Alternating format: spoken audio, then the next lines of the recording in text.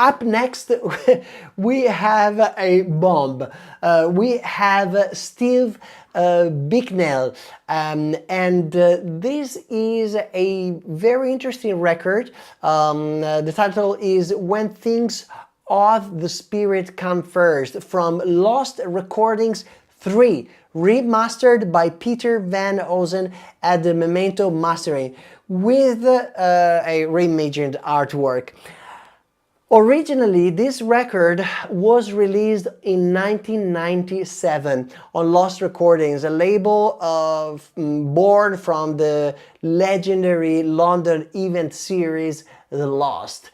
And Steve's track pushed the boundaries of techno and still inspire producers today. So this is the first release from his past production and his S-B production imprint.